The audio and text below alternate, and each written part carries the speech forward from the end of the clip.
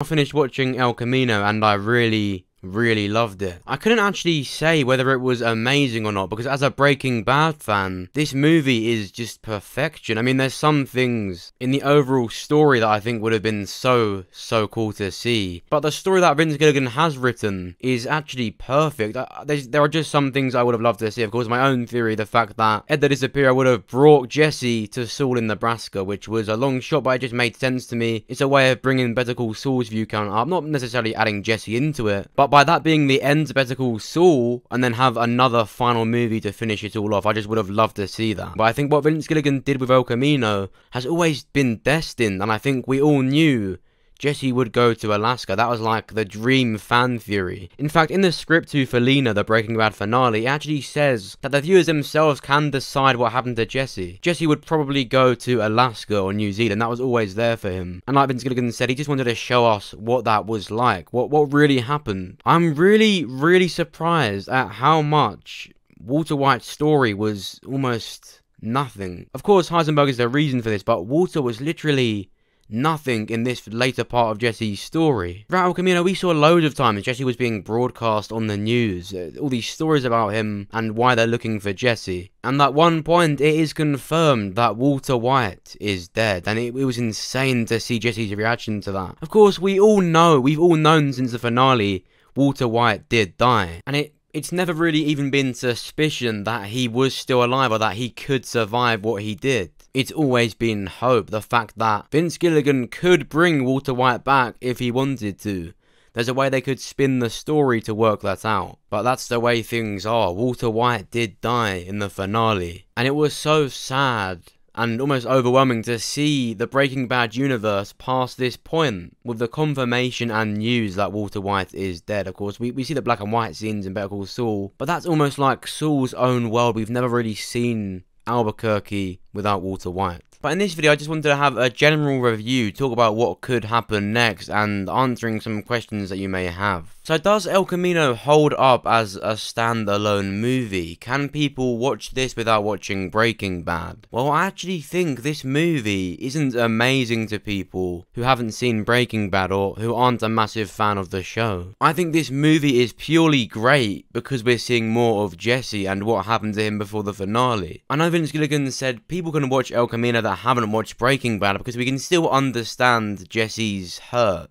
But I don't think that comes across well at all. I really think, apart from the flashback scenes we get, you have to have watched Breaking Bad, not just to see what happens to Jesse, but the many Easter eggs that would only mean something to people that have watched Breaking Bad. And some scenes in El Camino really drag on. This movie probably could have been about 1 hour and 30 minutes long, not that I'd want it to be so short, but because some scenes genuinely were made boring because they dragged on for a while, or the beginning of scenes was slightly boring. The majority of the scenes with Candy Wilding with the new character Neil were actually quite boring at times. They tended to drag on to the point it got to that. But it was always saved with the fact we're seeing more Jesse Pinkman. So to me, after waiting 6 years since the finale, to see just anything new of Jesse that I haven't seen yet is a massive deal, and I think that's why I loved El Camino so much. The only negatives at all that I could say was that how bad of a mini villain Neil was. When Jesse entered Candy Wilding, it was really boring at first, and when he entered into that room, it was like his own mini finale. Walter had Jack's crew, and Jesse had almost the nerd version of what Walter had, and it was quite underwhelming at first. And this Neil character was so awkward and just not really good for a villain. And of course, it turned out he was the one in the trailer that said, "You ready?" which made for a really cool scene, by the way.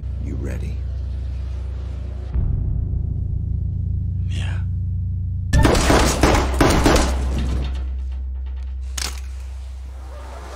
But looking at the main positives out of El Camino, Skinny Pete and Badger were amazing characters. I think they're so much more likable in El Camino than they ever were in Breaking Bad. It almost feels like Badger is out of character because he's not dopey anymore. Even though Badger was a bit out of character, I just preferred him like this. When he cared more about Jesse, when things got serious, it was a much easier to watch character. And of course, Skinny Pete. I don't think he's out of character in El Camino, but he's so much more likable than he was in Breaking Bad. The stuff he did for Jesse in El Camino was amazing, and I think the reason Vince Gilligan did that is so the last time we see Skinny Pete, he's doing something really good for Jesse. And now it all makes sense. In the first ever teaser we got for El Camino, Skinny Pete is being interrogated. We never really knew why or how he managed to get there, but we found out in this movie it's because he had the El Camino. He let Jesse take Badger's car so that the El Camino would be tracked at Skinny Pete's house, which is just such a great thing for him to do. He never did anything even close to that in Breaking Bad. When Jesse's driving away from Skinny Pete's house, we actually see a swarm of police cars storm towards where Skinny Pete is, and that's actually quite twisted and dark in a way. And of course we saw the return of Old Joe. Now, it was good to see him, but this is likely the last time we see him, and the fact that was something where he flees and leaves Jesse out to dry like that, although it was good seeing Old Joe, I feel like this could have been done without, because it's now tainted what we see the character as. The fact he had no solution to a tracker, not even helping Jesse get away. For what Old Joe is, I don't think they should have shown Old Joe as if this was going to be the outcome to that. But I think this was mainly done to show all the opportunities Jesse had were taken before Jesse went on in the movie. It's so interesting to me how much of a bigger character Todd was in El Camino, the fact he was this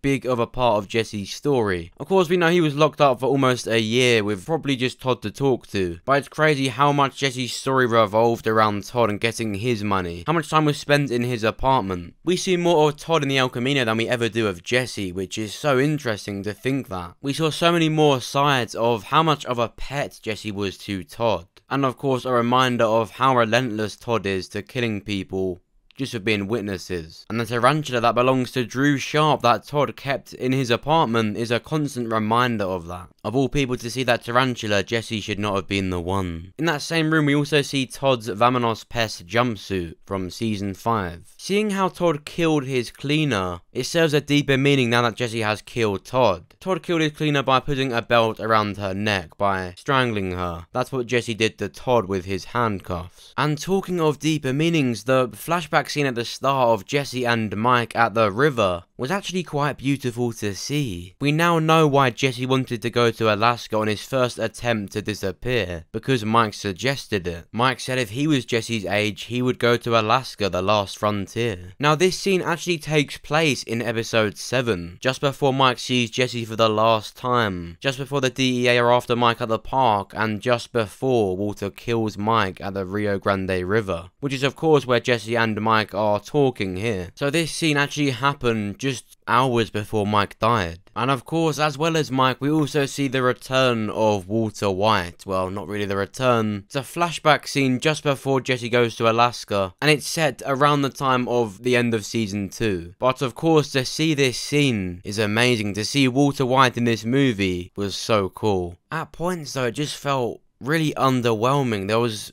no real meaning to it. Nothing Walter said in this flashback scene really related to anything or helped Jesse. It would have been nice to see a more emotional and sentimental line. Just something that would affect Jesse's ending more with Walter. We know Mike suggested Alaska, and I think there's no better reason for Jesse to want to go to Alaska than that, but what did Jesse really take away from Breaking Bad apart from getting away from it all? Why didn't Jesse in the end benefit from Walter White's money? I think it would have been so much better if Jack made Jesse bury Walter's money. He would be the only one that knows where that is, and he can benefit from that. Because in the end, he got to Alaska with Todd's money. Wouldn't everything feel a bit more complete and meaningful if Jesse got to Alaska with Walt's money? Of course, at the end of the movie, Jesse gathers enough money and he is able to go to Alaska. He understandably never went to go and see Brock, but at the end of the movie, he gives a letter to Ed the Disappearer. And it's a letter sent to Brock and his address. It's Jesse's final goodbye, and he's probably confessing to the fact that he was massively involved in Andrea's death.